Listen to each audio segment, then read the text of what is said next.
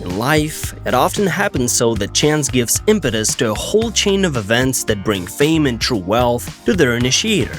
This is exactly what happened at the very end of the last century with Scott Seamans, who became rich on the invention of a new type of footwear. We can even call it revolutionary for everyday or sea or ocean lovers. And this is called Crocs. The success was unexpected and impressive. In just a couple of years, the Crocs brand was worth billions of dollars. And although a variety of perturbations subsequently occurred with this brand, Crocs are still bought all over the world today, with stores being open each week and receiving new customers.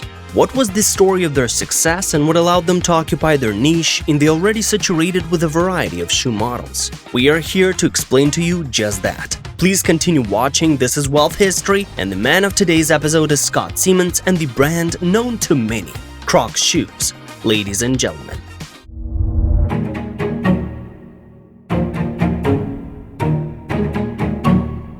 A brilliant idea on yacht in the Caribbean. Damn, it really hurt. Lyndon Hanson's exclamation made Scott Seamans turn around. Well, of course, his friend slipped on the deck of the yacht and bruised his knee, which he was now rubbing to alleviate the pain. It was a common thing on a small vessel swaying in the fresh wind, which under the bright sun cut through the vastness of the Caribbean Sea. Hey man, listen, I brought slippers with me that don't slip. I'll bring them now to you and just try to walk in them. I assure you that you won't stumble in them. Seamans replied with confidence in his voice. Well, let's try it out. Hanson, on the contrary, replied with a fair amount of skepticism in his voice. Oh my god, what kind of ugliness is this? Yeah, he exclaimed in one voice with George Bodeger, who came up. Listen dude, where did you get these, shoes, I guess? Alright, calm down guys, Seamans replied. These things are sold by a Canadian company, and I've just improved them a little. You'd better take it and try it out, and then tell me do you like it or not. With that phrase, he handed Hanson a pair of really weird-looking slippers or flip-flops. It was difficult to determine what they were at first glance. Rough in shape, with thick soles and many alien-like holes, they seemed something lame and completely unattractive. These thoughts were so pronounced on the faces of the two friends that Scott Seamans hastened to add the following. Come on, try to wear them. I assure you, man, you won't stumble again. Hanson took the pair of shoes handed to him with visible skepticism, but nevertheless put them on his feet. It seems that the slippers do not squeeze either. Well, let's see. Hey Scott, do you happen to have another pair? His friend Bodeger asked Seamans suddenly. You've probably taken more than one pair with you, haven't you? Of course, Scott smiled. Wait, then you'll have it now, alright? And you'll try it out, and then tell me how it is. Just your opinion. It seems to me that you didn't take these shoes by chance, okay? Hanson looked at him with a sly squint. Are you gonna sell these ones and want our opinion? It's nice to deal with friends you've known for many years. You gotta admit it. Seamans smiled again. You understood me perfectly almost immediately. Yeah, I have an idea and I'd like to discuss it with you both. If everything works out, you'll also enter the share. So, in the evening we'll approach the island, anchor there, and discuss everything, okay? Evening came and the three friends gathered on the deck, which offered a picturesque view of the tropical island just a few hundred meters from the yacht. It became a little cooler, the sun was no longer hot, and the atmosphere for a business conversation was, in every respect, suitable. You know, it looks like it's good. Yeah, your slippers turned out to be pretty solid, Hanson began. I've never slipped again, they weigh almost nothing, walking is for sure easy and comfortable, and my feet are not hot, which is important. But it's desirable that they hold better, if you know what I mean. You need to add a strap and then it'll be perfect from the perspective of comfort. Yeah, I agree with him, Bodeger replied. As for me, it would be a little easier to make and correct the shape, and you can try to put it up for sale. I think it will do, you know? I know these things. The cost is small, the material is easy to process, and there will be no problems with mass production. But you'll need to think about marketing, how to present them so that people would want to go ahead and buy them. You can always just improve what exists. Yes, George Bodeger was well versed in marketing and sales. After all, he was the owner of the fast food chain Organ Food Concepts, and it feels like God instructed him to do so. And Hanson was also directly related to business. His company sold photographic equipment, developed software, and provided financial services. Both of them, though, were well versed in human psychology and understood that this product would find its buyer. But first, you'll have to work a little on the new brand and name of this very brand. Well, what about Seamans? He had extensive experience in the development of photographic and medical instruments, he was engaged in their design and solved production issues. A few years back, he sold his company at a profit and decided to rest and relax for now, but his brain protested against such idleness. And it's not surprising that when he once saw clocks produced by the Canadian company Foam Creations, his hands itched to try to improve them and put them on mass sale. Yes, there are no specifically former businessmen either. You can become rich with a great idea in mind. Without a single doubt, the proposal fell on fertile ground. And most importantly, it was made at the right time and in the right situation. His friends understood him at a glance, and there was no need to persuade and convince them. When you start your own business with like-minded people, it always goes much better than if you work with absolute strangers. After the trip to the Caribbean Sea was over, the friends enthusiastically set to work. Scott Seamans has refined the concept and added a comfortable strap to the final design. Lyndon Hansen took care of the business plan, and George Bodeker took on the role of looking for new investors.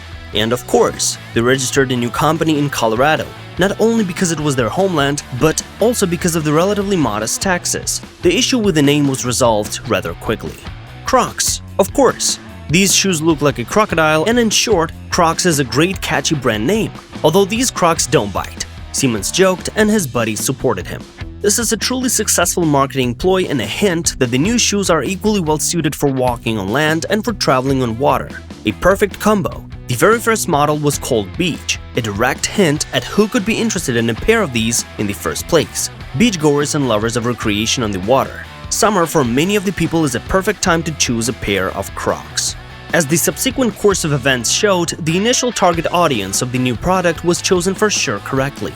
The friends decided to present their shoes at the Fort Lauderdale Boat Show held in Florida, and it happened in 2002. They positioned it as comfortable boat shoes, and their unusual appearance attracted the attention of lovers of sea trips. Let's touch upon the subtopic of cost. They were very inexpensive, only $30 per pair, and with such money, wealthy owners of boats and yachts easily parted. In general, so to speak, the first pancake turned out to be not a lump at all. All 200 pairs in the trial batch were sold out in just a few hours. And it became clear that the business would go well, and the business turned out to be profitable and promising. And most importantly, it turned out that these shoes are very much in demand in many other spheres of life, including professional life. It was immediately appreciated by those who work in hospitals and catering establishments. They are constantly on their feet all day long, and inexpensive Crocs have become a practical and convenient thing for these individuals. Crocs were also easy to clean from dirt, and you could wear it for a very long time. So sales began to grow much faster than expected, and in 2003 exceeded the plan by more than 3 times. A year later, the company recorded its first net profit, although initially it suffered losses on advertising and promotion of its product. And in 2006, Scott Seamans and his friends simply bought out the manufacturing company, which further reduced the cost of Crocs. Apart from this, they changed their sales strategy and began to sell goods to retailers only in small batches, so that they didn't sit on the shelves. This way, they succeeded in avoiding overstocking and sales with large discounts like many other well-known brands. Things were going so incredibly well that the friends decided to hold an IPO in 2006, that is, a public offering of the company's shares on the stock exchange in order to raise additional capital. Many investment funds were initially skeptical about this.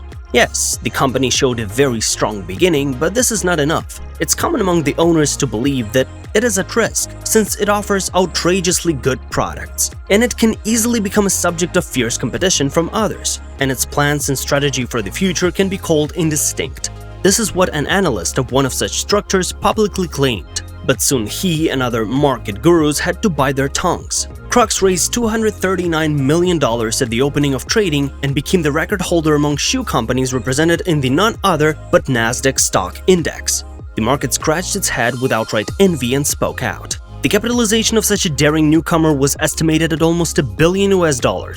This was really impressive, especially since an IPO is usually preceded by 3 rounds of investments worth tens of millions of dollars each. And here it did so without all the hassle, and the breakthrough was just outstandingly fabulous. Do not cling onto the past. It's sad for company, but then there was a conflict in the company, and it was associated with one of its founders, George Bodeker. More precisely, the reason was his inadequate behavior in relation to their common business, and as a result, his friends made a difficult but correct decision. They fired their companion. It happens when the paths of the once enthusiastic buddies diverge, and the main thing here is not to cling to the past. Scott Seamans and Lyndon Hansen did just that, and a few years later it turned out that their harsh act was righteous one. "I'm very sorry for George," Seamans said one day, "but neither I nor the company can live in the past. In case if we desire to be successful and achieve prosperity, we need to constantly develop." And it indeed continued to grow, dramatically expanding its product range. Along with the Crocs, sales of t-shirts, sweatshirts, hats, socks, knee pads, and even such a trivial thing as sunglasses began. And the company also began to actively fight counterfeits, flooding with lawsuits those who violated its patent rights. There were a lot of those fake lookalikes. This saved the situation when the market was saturated with similar shoes and their sales fell, but they managed to get out of this unpleasant situation by abandoning old models and supplementing their sales with traditional shoes in their unique style of Crocs. Finally, the company began to actively cooperate with celebrities from different fields, who appeared in public in its shoes. As a result, the crisis was overcome and a record revenue of more than $2.3 billion was received in the year 2021. And the new motto of the company was the unusual catchy phrase, "We are a brand that people like to hate." The brand continues this policy today. Crocs are still scolded for their ugliness, but their sales remain at a decently high level. So one accidental yacht trip a quarter of a century ago marked the successful beginning of a productive company and shoe brand. But as you can see by this point of the episode, their success was not accidental at all. We thank you for watching this episode. Enjoyed this one? Then check out other episodes. Also subscribe and leave a like. And for now, we've got to tell you, see you later on Wealth History.